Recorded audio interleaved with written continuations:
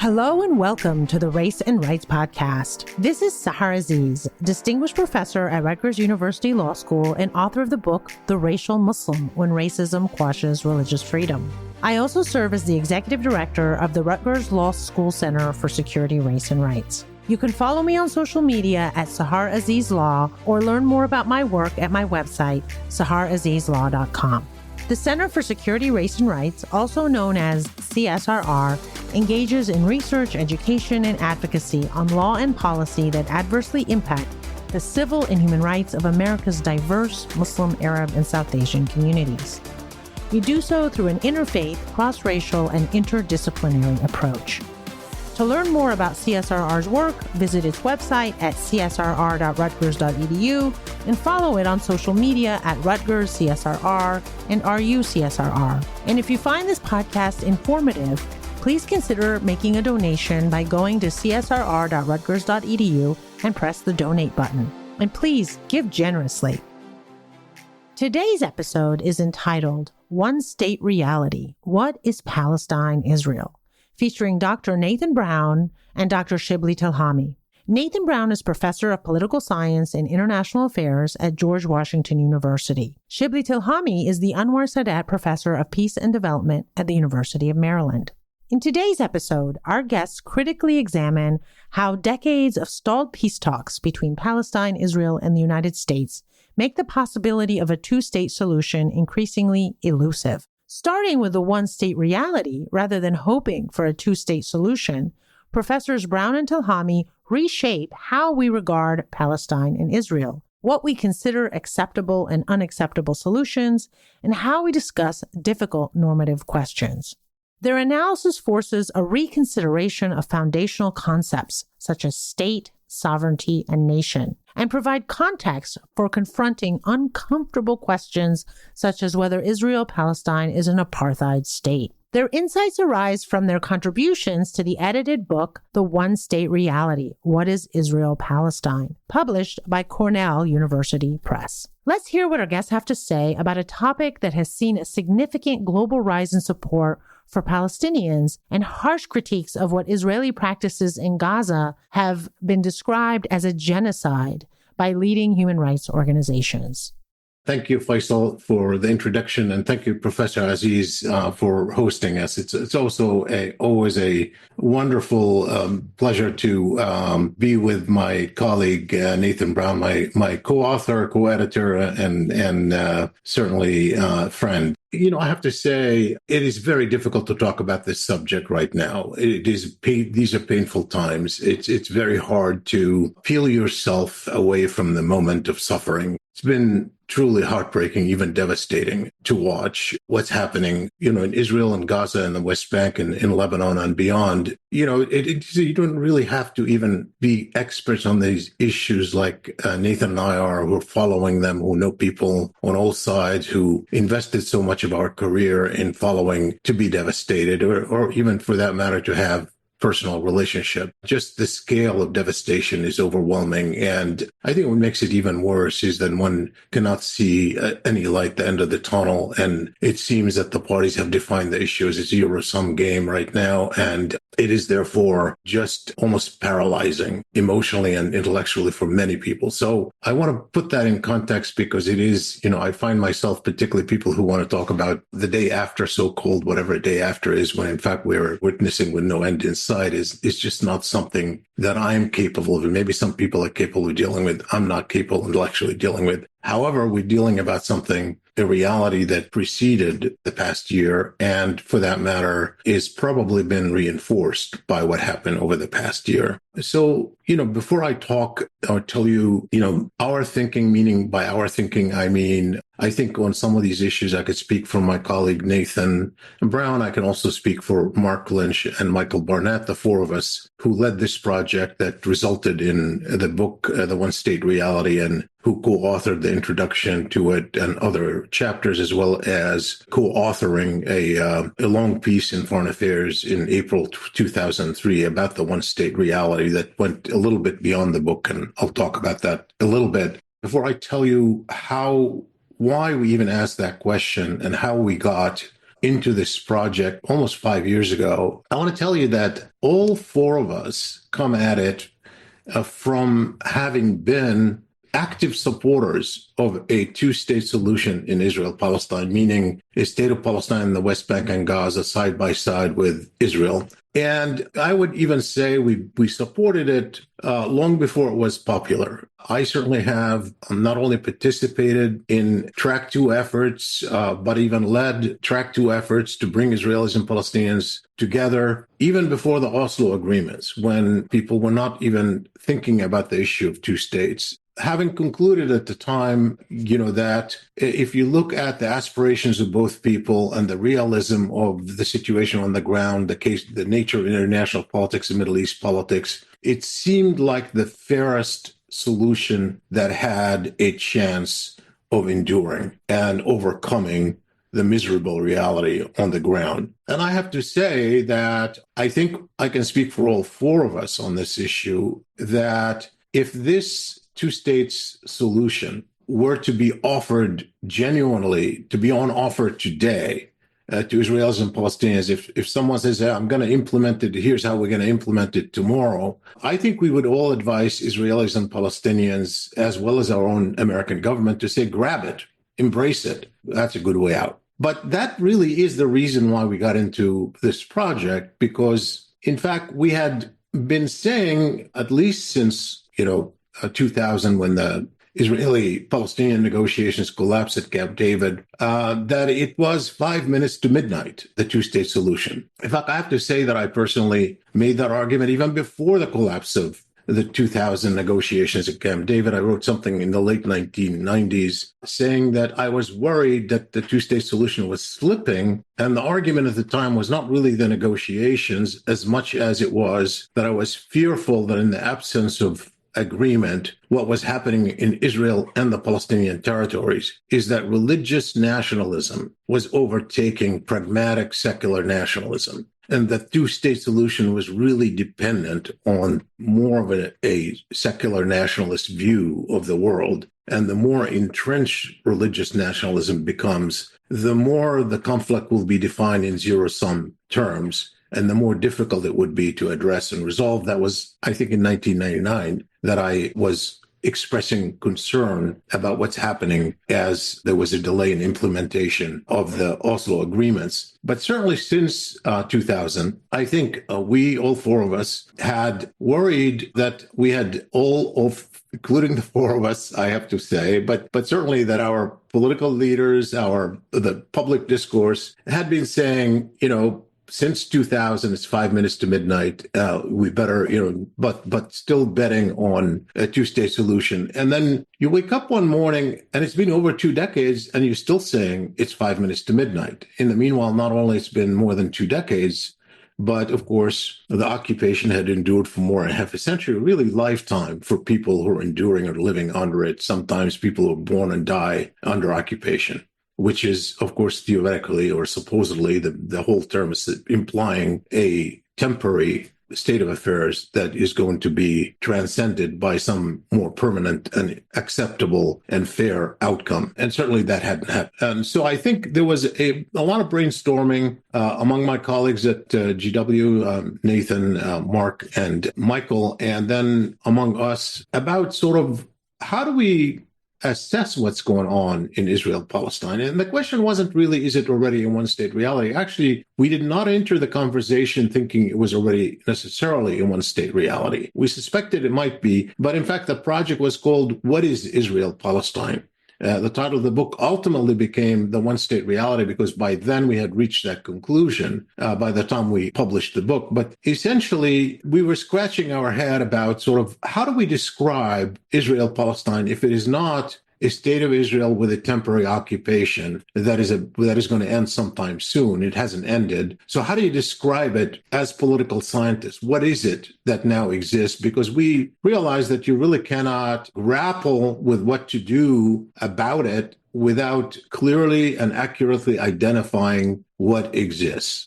And so that's why we ended up, inviting a large group of scholars. I should mention that POMEPS had a lot to do with the organizing at GW, assembling a group of strong scholar analysts who have written about this issue or thought about this issue, in some cases, even people who had participated in policymaking about this issue, to grapple with the reality as it exists. And we had not only had them submit chapters, but we actually had workshops to talk about these chapters and have them interact with each other in terms of the results of these chapters. And as a result, we had not only learned a lot and assembled a book with different chapters, but the four of us who were putting the book together also reach agreement in a way on what exists and some thoughts on how to proceed. Although I have to say, the book itself doesn't really offer prescriptions at all. It's really about describing reality as we see it. Only our foreign affairs article, which was by definition more policy relevant, in which we had some thoughts on what at least our own government, the U.S. government, could or should do in this regard. That is the genesis of the book. And I say that's the genesis of the book because, when I talk about the project, I'm mostly talking about our conclusion, our introduction, our article in Foreign Affairs, but that's not fair to the book because the book, I think the strength of the book is that we have such a fabulous collection of chapters by excellent scholars, and they describe not only how we got here, and some of them do, like, a chapter that deals about the rise of religious Zionism by Gershon Shafir, for example, but also about, how we decide what now exists by people like Ian Lustig. Or we've had people who describe the reality in the West Bank and Gaza in very practical assessment of Israeli policies and the rules and the daily life of what's happening in the territories. We certainly have a lot on the American role as well. So there are a lot of excellent chapters in this book that I don't want to sell short. And obviously anybody who wants to ask about them, you're welcome to ask about them. But I want to tell you a little bit more before I turn to my colleague, Nathan, sort of our basic conclusions and why we reached those conclusions in the book and certainly in the Foreign Affairs article. Most of us in this volume, and certainly all four of us in this who edited the volume, are political scientists. And so really our take has been mostly a political science take.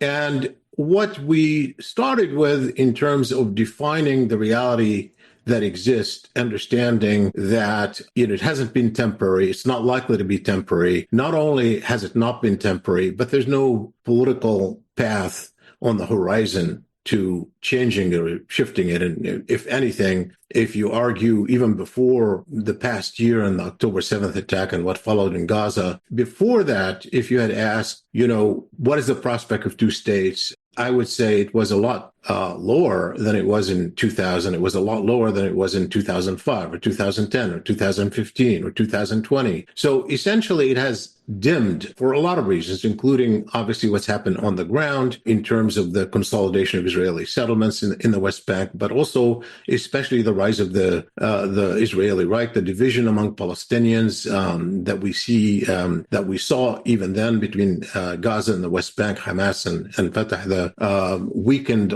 Palestinian Authority. There are lots of reasons why, in fact, prospects of two states had substantially diminished. And so, therefore, you can't really just describe it with a straight face and say it's just a temporary occupation. Israel in its pre-1967 plus a temporary occupation. And then with the rise of an Israeli government that made it clear that wants to claim all of the territories, and that was its aim, it made it really harder to claim this was temporary. And so we have basically started by differentiating between state and sovereignty. And that was the analytical move that we made. I don't think it's particularly original, but it was an important one to make to capture what exists. A state is really about control, the degree of control, and sovereignty is about international recognition of that control. And so obviously Israel is not recognized as having sovereignty over a one-state reality. In international law, it's still seen as Israel in its pre-1967 borders occupying the West Bank, Gaza, and East Jerusalem. But from us, in terms of looking at what a state is and the control of the state, Israel has in fact controlled all of those territories to varying degrees, but has controlled all of them, particularly the borders, most of the borders. We could talk about Gaza and why we included Gaza in there. I'm happy. We don't want to get distracted in this conversation. But once you make the move that it is a one-state reality, then you have to ask the question, what kind of state is it?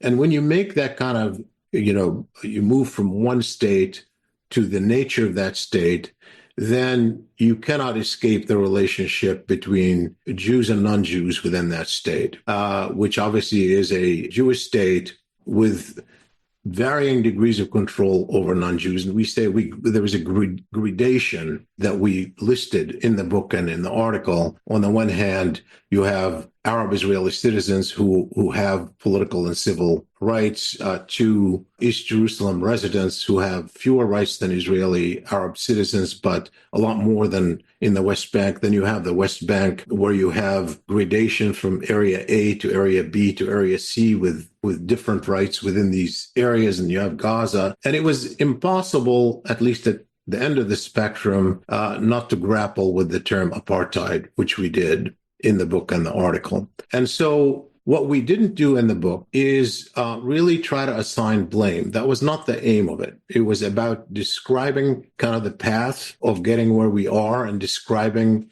the nature of what is taking place on the ground. And so we shied away from placing blame necessarily on the parties. And I would say even in the policy article, in the foreign affairs article that all four of us co-authored in April 2023, we certainly shied away from analyzing the blame so much, even though obviously we attribute blame to both Israelis and Palestinians. But we focused more on the American role because we were writing essentially with the idea of making recommendations for the article, not in the book, related to American policy. And we have, in the book and in the article, we certainly reached the conclusion that one reason one reason we got to even the as I'm talking about, we got here, meaning the moment this came out, April 2023. So it's prior to the recent war, the ongoing war. The reason we got there was in large part, in good part, by the role of the United States. So we do place some blame on American foreign policy as the actor who has impacted the outcome on the outside. That's not taking away the responsibility of the players themselves, but the American role, and we specify why we thought the American role was enabling this deeply unjust one-state reality and what the U.S. could do to help alleviate it. I'll end with that and turn to my colleague, Nathan. Professor Brown, would you like to start now? Thank you very much. Thanks to Sahar. Thanks to the Center. Thanks to Faisal for chairing. And thanks also to my colleague, friend, and co-editor and co-author, Shibli, who laid out basically the background to the book very, very well. I think its genesis and its intended contribution, and also the foreign affairs article that sort of followed from the book. So I thought what might make most sense is if I won't repeat what Shibli said. I didn't hear anything to disagree with, but I won't repeat it either, but just pull out a couple elements about the background to the book, and then maybe sort of take a look and see, okay, this was a project that began back in 2019. The last year has been cruel to all kinds of individual lives, cruel to hopes in that kind of way, but sort of reflect on what the last year leads us to think about sort of the ground explored in the book. First, the book itself, as Shibli said, this began as a series of conversations back in 2019. In one sense, that was kind of late to come to the idea of a one-state reality. Anybody who'd spent time in the territory controlled by Israel, the West Bank and Gaza, was certainly aware that how you got in, how you got out, how you could get around, sometimes, what your rights, what your privileges were basically determined by how the Israeli state saw you. Even the phrase one-state reality was one that, I would hear increasingly, I think, from Palestinians, but also Israelis as well, And, terms that were in much more international policy circles like two-state solution or peace process, or kind of the phrase, the solution is known, it's just a question of getting there. Those you would hear much less from people who are actually living it, or even sometimes from mid-level officials in policy community, United States, in Europe and so on. They just talked less as if this was, just a two-state solution waiting to happen at any moment. And the focus even of political actors was much more sort of on what is rather than what might eventually be in terms of two states coexisting. And so the book, brought together a series of academics to grapple with the question, okay, instead of focusing on what the world should look like, what does it look like right now, and how do these realities operate? And again, these are scholars, mostly political scientists, sociologists, people with a more or less of a historical bent, and so on. But again, this was in a beginning series of conversations in 2019, and then finally culminating in the book that came out a year and a half ago. When the book came out, we authored the Foreign Affairs article, not necessarily to summarize the book, but to present some of its findings and some of its policy implications to a broader audience. The book got some notice. The Foreign Affairs article actually, I think, hit some nerves. And in some ways, it shouldn't have taken us by surprise, and here I'll speak for myself, it took me a little bit by surprise. And reflecting back on it, I think there were a few reasons for that. Now, one was simply, I think, a misunderstanding. I don't mean to question motive, sometimes a deliberate misunderstanding, but sometimes an understandable misunderstanding about what it was we were arguing. Because the phrase one state solution had been out there for a long time, that the best solution to the Israeli-Palestinian dilemma would be a single state of some kind, or a binational state, or a secular democratic state, whatever kind of state. And so people heard it that way. What you're advocating is a one state as a solution. In fact, as Shibley said, we were all two-staters. In terms of the book itself, the various contributors, there were probably a host of different policy preferences, but none of us were, the authors of the article, were arguing the current reality of one state is ideal or a solution. It's a reality, and it makes more sense to start from what is rather than an ideal that may not be reachable and figure out how to get there, especially if there doesn't seem to be a clear way to get there from here. That was part of it, that we were advocating for some people, even the dissolution of the state of Israel. And I think actually more profound problem was, if there is a one-state reality, then what? And Shibley talked a lot about this sort of in his, what are the policy implications of that? And for a lot of people, and I would actually count myself among them, they're sort of scary, because what they mean is that a solution in which you have two national communities, each exercising sovereignty and living peacefully with each other, if that's not happening, and if the current reality, this one state reality that we describe, is so unpleasant, then what is there to do about it? The book doesn't really address that question. In the Foreign Affairs article, we don't come up with a solution, but we do say that it is time to base policy not on a dream of what no longer seems possible, but about what really is. And to tell a policy community that embrace the two-state solution in the United States. Actually, the United States was actually one of the last actors to come on board, but basically at the very end of the Clinton administration, very beginning of the Bush administration, the idea of a two-state solution became something that American policymakers would speak publicly about and advocate for. To tell them that that's not happening, it means you have to grapple with the realities on the ground. And that brings me to, I think, the third reason is you're dealing with some fairly strong words. Professor Aziz in her introduction used the word genocide. That was used much less then, but you did sometimes hear it. But apartheid was one that, and Shibley artfully said, that we grappled with. And I have to say, sort of my own inclination, partly as an academic, dealing with a sensitive subject is to, stick with words we know, so we grapple with like sovereignty and control and states and boundaries and so on. And yet these are very emotionally laden terms, apartheid and genocide and so on. So we talked about them, especially apartheid, but with some level of analytical distance. And that's getting increasingly difficult, I think, in the current atmosphere. And these are words that not only have sort of technical meaning, right? Apartheid was a real system that existed in South Africa, not only have emotional meaning, that is to say, when apartheid is not a pretty word, and to describe the situation as apartheid it's hard to do that without denouncing it morally. But there are also legal terms. I mean, apartheid and genocide are defined in international law, and using them therefore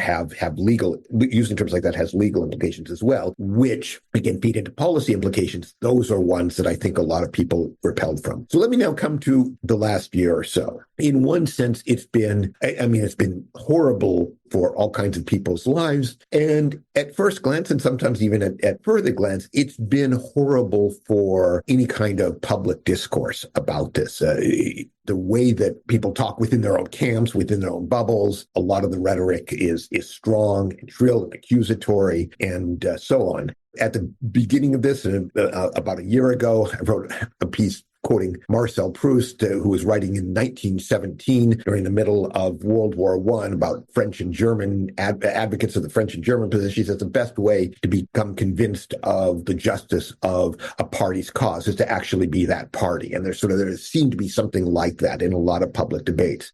In one sense, I think actually things are not always as bad as they seem. That is to say, Shibley talked about just the amount of distress that people feel. And when I talk to people in more quiet or more private settings, that's really what I get, is a sense that something is going radically wrong. Even if you place blame aside, and there's no necessity to do that, but if you do place blame aside, the last year has been very, very cruel to all kinds of people's lives, and the amount of destruction and death and killing is of a scale that this conflict really hasn't seen. And so private discussions are often, to me, very, very different, and recognizing the distressful nature of the situation. Shibley said, it's difficult to see the light at the end of the tunnel. And I heard from an Israeli friend of mine, an Israeli joke, who said, yes, if you want to see the light at the end of the tunnel, turn around and look back. And that's kind of the mood, I think, in both societies right now, not across the board. And that's actually what I want to talk about in terms of the effects of the past year on the one state reality that we're talking about. One thing I think that has happened is that the one state reality is now something that is almost incontrovertible, whether people like it or not. And some people do like it, or some people like it, but not in its current form. Very, very few people see two states as happening anytime soon. Some of American diplomacy, and there's some international diplomacy, still reiterates that phrase, but I don't think that there is a viable policy path to get there. And what you hear much more often is, even the Israeli Knesset passing a resolution declaring a Palestinian state an existential threat to Israel. So that's more kind of the tenor of discussions. Obviously, very strong actions have been taken first by Hamas on October 7th, and then it's after October 7th by the Israeli government, as I say, a level of destruction that really you almost have to stop and pause at. Destruction of every single university in Gaza, almost all schools destroyed, most people not simply having to leave their homes and leave it in temporary shelters, but to do so multiple times. And now the conflict spreading to Lebanon and so on. That's what's going on right now. The one state reality is taking an extremely violent and pernicious form. And I think it's having effects, some long-term effects that I characterize as despair in both Israeli and Palestinian society. Again, not across the board, but let me turn first to Palestinian society, because that's where it's most obvious. There is a population in Gaza that we have absolutely no idea, but we have to guess what kind of trauma has been that population is continuing to suffer from. A good portion of the population of Gaza has actually managed to get out. Those tend to be people who can afford the tremendous fees or have international connections or foreign passports or that sort of thing. And so you have an exodus from Gaza. And when I talk to people who've left Gaza, where do you see your horizon short term? Very few are talking about going back anytime soon. The level of destruction, and again, the international estimates about what reconstruction would take are just staggering. And of course, there is no reconstruction possible right now, and there will not be reconstruction possible until there's some kind of political framework that allows it, and there isn't anything like that on the political horizon. So of course people are in despair. In the West Bank, comparatively better, but still a level of daily violence and of that is tame only by comparison to Gaza. But also, I spent a couple weeks on the West Bank in the summer before the October 7th, and was just struck by the way in which especially younger Palestinians had sort of just disengaged from the structures that their parents and their grandparents had built, Palestine Liberation Organization, Palestine Authority, and they basically saw very little political horizon, very little. They were politically aware and some interest in being politically active, but no real way to channel that, and no real hope, no real program, no real strategy, sort of a sense that the world had forgotten them and their leaders had failed them. I would ask people, what is your ambition? What is your hope to lead a normal life? And they didn't see any possibility. So a society that is in despair, and a set of structures, political parties, governing structures, and so on, that people don't seem to think work for them. And so not the ingredients in which a diplomatic path is possible from. On the Israeli side, I actually think there's something similar going on. It's less severe, but it sometimes escapes notice. In the year before October 7th, there was a real depolarization in Israeli society, which was really not about Palestinians or Palestine or borders. It was really about the nature of the Israeli state, and a society that was polarized in a way I think that would be familiar to Americans in a sense. With October 7th, the degree of support for an extremely strong and even ruthless military response was there almost across the board in Israeli society. But for the half of Israeli society that had seen the current Israeli government led by Netanyahu, but with the participation of the far right, the percentage of about half of Israeli society that saw that as not simply a right-leaning government, but a government that was undermining Israeli norms, Israeli democracy, the basic structure of the state, the rule of law, the courts, the judiciary, the universities, basically everything that the state of Israel had basically been able to make flourish as, at least for its citizens, kind of a liberal and democratic society. They saw that as under threat. And the last year hasn't changed their mind. What they see is a possibility not simply of a much less liberal society, but also one that is in a state of constant war, which, parents had to go fight, current generation called up, mobilized in reserves, and then we're thinking this will be our children and our grandchildren as well. So a sense, again, that there isn't a light at the end of the tunnel, that there is instead what they face is ongoing, perhaps low-level violence, perhaps international isolation, and so on. So a real sense of despair among a large portion, perhaps half of Israeli society. In the far right, by contrast, there is a sense of unique opportunity. And the signals that are coming out from the far right, yes, there's one state, and it's a Jewish state, and this is the time to make sure that it is dominant militarily in the area, and that, of course, there are Palestinians who will live in it as long as they're willing to accept that this is a Jewish state and second-class status. Otherwise, they have to leave. I mean, this open talk of expulsion of Palestinian population that used to be at the fringes of the Israeli political discourse is now within the halls of power. So you see a situation in which things have, in that way, gotten, I think, dramatically worse. The one-state reality that we describe has not gotten better, but has metastasized into something that I think will serve future generations of Israeli and Palestinians much less well than even the situation we were describing a few years ago. So I'm sorry to end on such a pessimistic note, but in one way, I think the one-state reality we described in the book and the one-state reality that the editors of the book, Shibli, Michael Barnett, Mark Lynch, and me described in the Foreign Affairs article is, at this point, I think, very, very difficult to deny, and to see any positive way to any kind of better future is extremely difficult for me. And if our contribution is simply to have people wake up and smell the coffee, that is, at this point, after, I think, years and years of a policy based on denial of reality, that in itself, I hope, a positive contribution. Thank you. Thank you very much to both of you for that educational presentation. I just have a kind of a broad question, on this call for two-state solution has been there for many, many years. And of course, that's the U.S. position on this.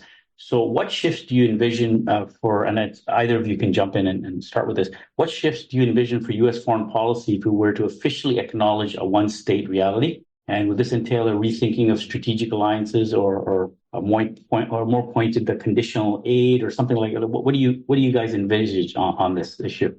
Well, first of all, if you look at the political environment in Washington, I think that one reason why the two-state solution has remained on the table for so long is not that many people, even within government, haven't come to realize that that's not on the horizon and it may never happen. It is more because they have no option. They don't know how to deal with it. And therefore, it has become a smokescreen, whether intended or not. It's become a smokescreen to say, we got something to hang our hat on, and therefore, let's wait until that happens. And we call it that in our book as a smokescreen. And certainly in the article, I don't know if we do that actually in the book, but certainly in the article. First of all, I don't see anybody who believes in any sense of fairness. I'm not even going to say that we use the word justice because, that's a heavy duty word that it's certainly not going to, somebody in Washington isn't going to be driven by that, but a sense of fair, stable outcome, people who were looking for a fair, stable outcome in the U.S. Congress. And I have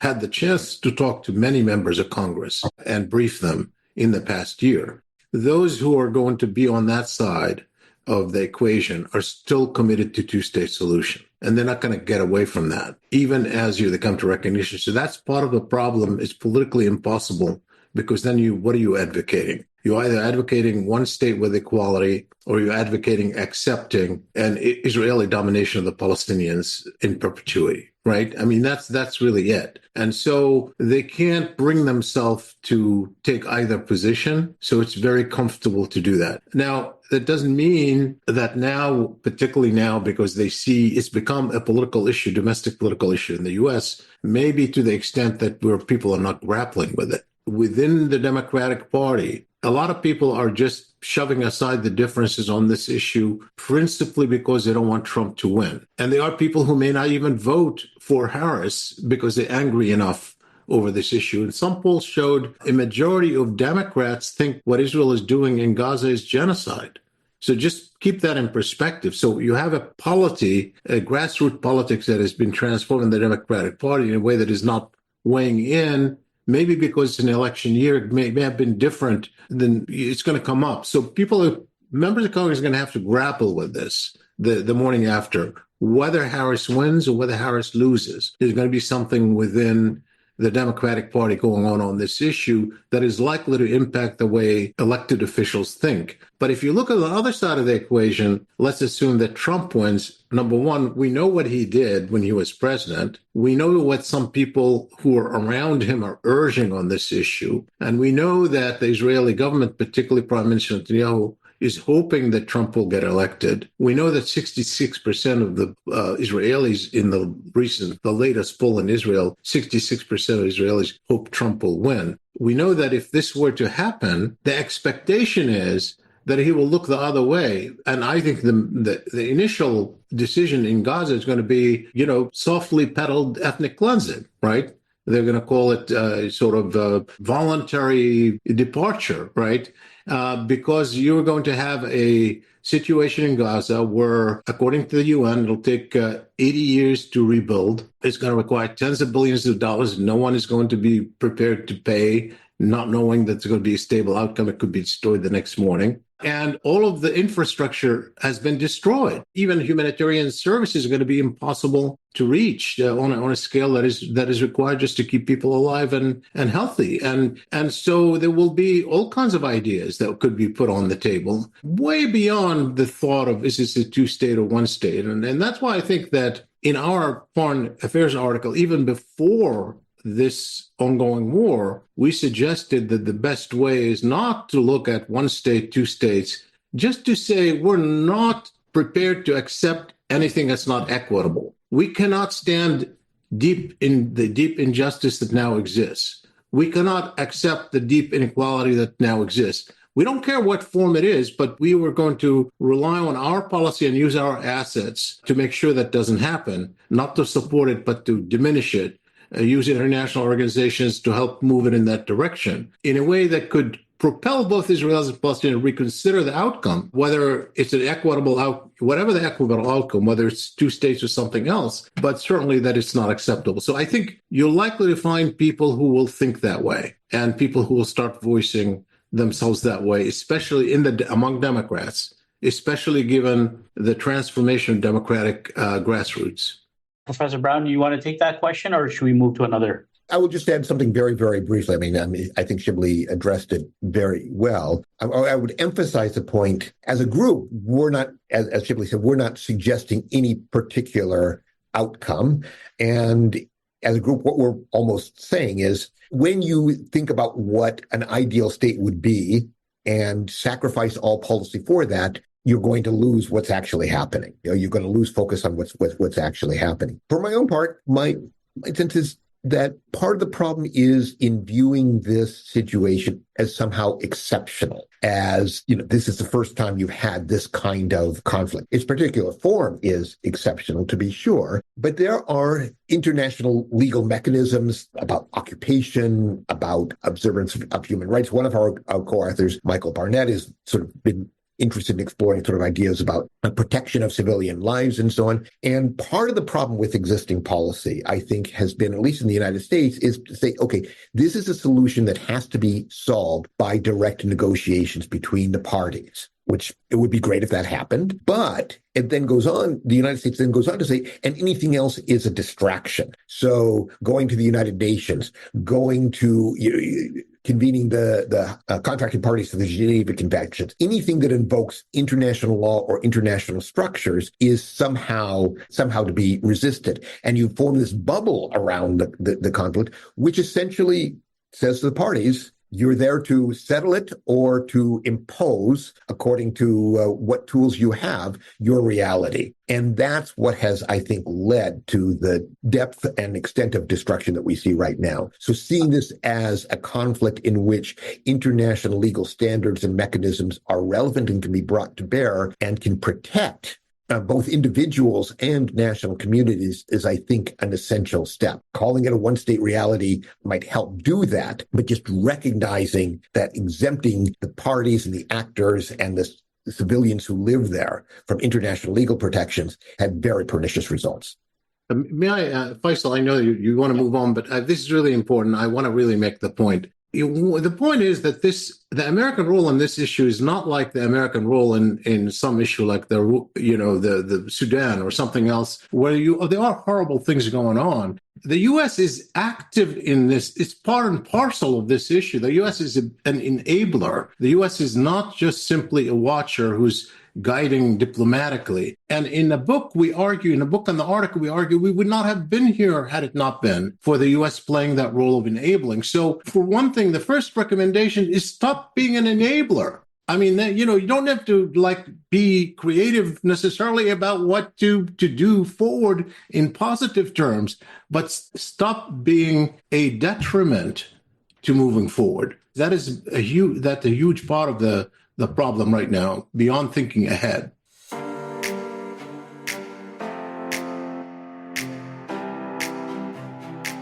We hope you enjoyed today's episode of the Race and Rights podcast. This podcast is hosted by the Center for Security, Race and Rights, housed at Rutgers Law School, also known as the People's Electric Law School. CSRR engages in research, education, and advocacy on issues that adversely impact the civil and human rights of America's diverse Muslim, Arab, and South Asian communities. We do so through an interfaith, cross-racial, and interdisciplinary approach. To hear additional episodes of the Race and Rights podcast, check out our pages on Spotify, Apple Podcasts, Amazon Music, and everywhere else podcasts are available. Now, for a deep dive on these issues, visit our website at csrr.rutgers.edu, where you can find policy reports, teach-ins, and news commentary by our over 130 faculty affiliates. To watch our over 80 academic and public policy lectures, subscribe to our YouTube channel at Rutgers Center for Security, Race and Rights. And on social media, be sure to follow us on Instagram at Rutgers CSRR and on Twitter and Facebook at RUCSRR. Finally, you can financially support the Center for Security, Race and Rights by going to our website at csrr.rutgers.edu and press the donate button. And please give generously. As always, be well and see you next time.